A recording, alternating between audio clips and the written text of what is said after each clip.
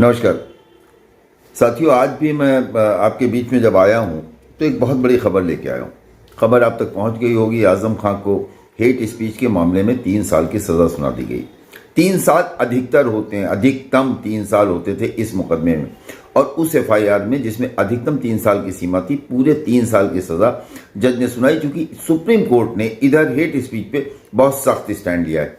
पहला मुकदमा, उसका ट्रायल और आजम खां को सज़ा। अब उसके बाद आजम खान पे 81 मुकदमे और हैं।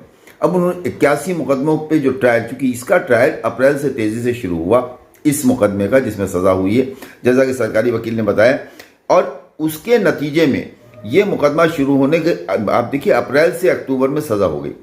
बाकी मुकदमे, उनका ट्रायल, उन पे तेज़ी। ऐसे में आजम खां को लेके आप ये मान सकते हैं कि आजम खां के राजनीतिक भविष्य, और चूंकि जो फर्दर मुकदमे हैं उसमें आजम खां, तंजीम, उनकी पत्नी, उनके बेटे अब्दुल्ला आजम, ये सारे लोग कहीं ना कहीं एक दूसरे से जुड़े हुए हैं। चाहे वो फेक डॉक्यूमेंट का मामला हो, उसमें तंजीम फातिमा भी हैं, आजम भी हैं, अब्दुल्ला भी। चाहे दूसरे मामले हैं, उसमें आजम भी हैं, अब्दुल्ला भी हैं, तंजीम भी हैं।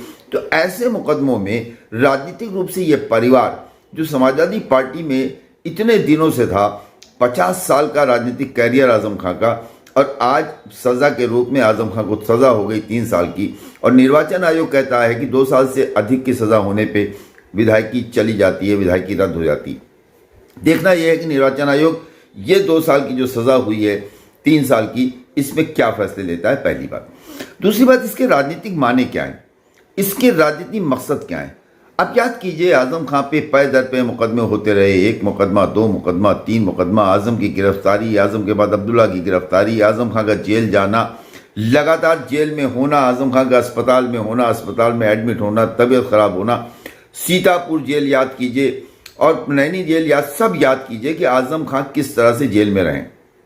अखिलेश यादव किस तरह से आजम खां के लिए लड़े, किसी ने देखा क्या? अखिलेश यादव ने आजम खां को वो अहमियत दी जो उनकी पार्टी के, समाजवादी पार्टी के एकमात्र मुस्लिम चेहरा जो महाराष्ट्र से लेकर बंगाल तक समाजवादी पार्टी के लिए प्रचार करता था, अखिलेश यादव ने उनके लिए क्या किया?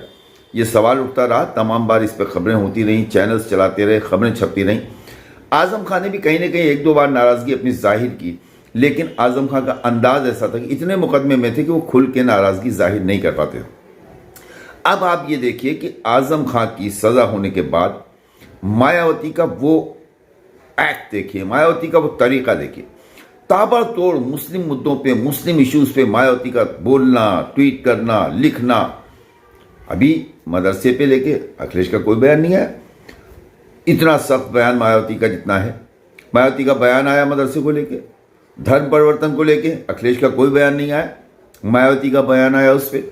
उससे पहले आप देखिए कि जो वहाँ की आप देखिएगा कि तमिलनाडु, वहाँ पे तेलंगाना में जिस तरह से पैगंबर साहब के अपमानजनक टिप्पणी के लिए वहाँ के विधायक पे मायावती का बयान आया, PFI पे मायावती का बयान आया। उसके पहले आपने देखा कि मायावती ने पूर्व पश्चिमी उत्तर प्रदेश के कद्दावर समाजवादी पार्टी के नेता, जिनको समाजवादी पार्टी में अखिलेश यादव बड़े नाज से लेके गए थे, 2 विधायकों के साथ जो समाजवादी पार्टी में गए तो समाजवादी ने उनको भी टिकट नहीं दिया, उनके साथ गए हुए विधायकों को भी टिकट नहीं दिया। अंतोगत्वा हुआ क्या, ये कि उस आदमी का नाम था इमरान मसूद। इमरान मसूद को समाजवादी पार्टी ने शामिल कराया, MLC बनाए, सहारनपुर से भी बनाया, रामपुर क्या कहते हैं यहाँ से भी बनाया, सीतापुर से भी बनाया, लेकिन इमरान मसूद को MLC भी नहीं बनाया। इमरान मसूद को चुनाव प्रचार में भी आगे नहीं आने दिया गया, मंच पे नहीं चलने गया, जैसा कि इमरान मसूद कहते हैं। उनका कहना है कि चूंकि मेरा वो जो बयान था मोदी को लेके, जिस पर लेके उनके ऊपर मुकदमा हुआ और भी उस मुकदमे से वो बरी हुए हैं जुर्माना देके, उसके बाद इतना बच रहे थे अखिलेश यादव कि कहीं इमरान मसूद के ऊपर मोदी का टिप्पणी करने के कारण उनका दूसरा वोट नाराज ना हो जाए। मायावती ने इमरान मसूद को पश्चिमी उत्तर प्रदेश का संयोजक बनाया, 3 मंडलों का प्रभारी बनाया, उत्तराखंड का भी प्रभारी बना दिया, और उनको मैंने, आपको याद होगा, मैंने अपने ही वीडियो में यही कहा था कि इमरान मसूद दूसरे आजम खां बनाए जाएंगे।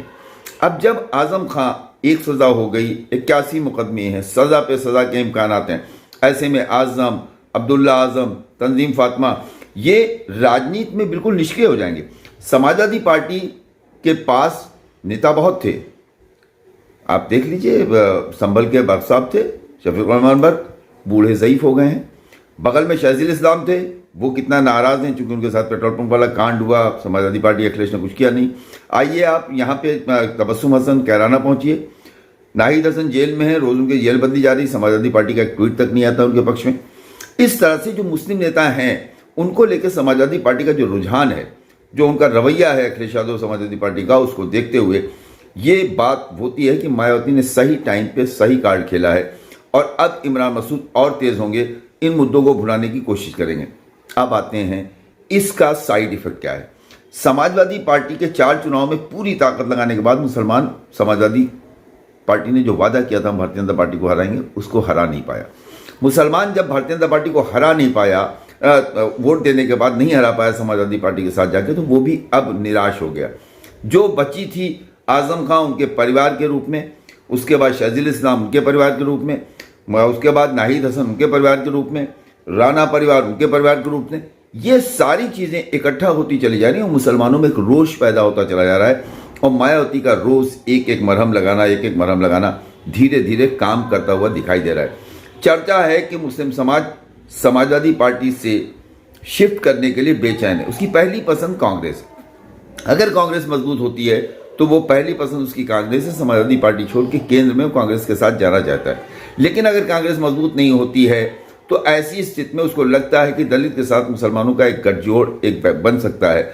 ऐसे में वो बहुजन समाज पार्टी के साथ कम से कम पश्चिमी उत्तर प्रदेश और पूरब में उसने गुड्डू जमाली को इतना वोट देने के बाद चेक कर लिया है कि अगर हमने अपना पूरा वोट दिया होता तो हम गुड्डू जमाली को उस तरह जिता सकते थे जैसे वहाँ से कांग्रेस से मोहसिना किदवाई और 2 बार बहुजन समाज पार्टी से अकबर अहमद डम्पी आजमगढ़ से सांसद हो चुके थे।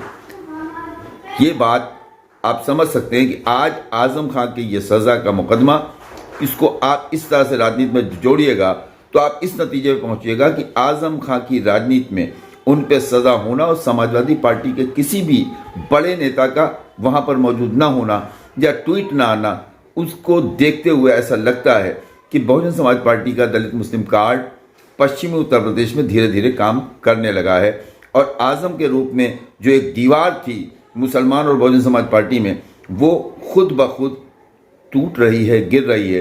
क्योंकि आजम खां खुद समाजवादी पार्टी में जब उनको टिकट की ज़रूरत नहीं होगी, जब वो चुनाव से बाहर हो जाएंगे, चुनाव लड़ने वाले नहीं होंगे, पत्नी नहीं लड़ सकती, बेटा नहीं लड़ सकता, ऐसी स्थिति में आजम खां समाजवादी पार्टी के लिए प्रचार करते हुए शायद ही दिखाई दे।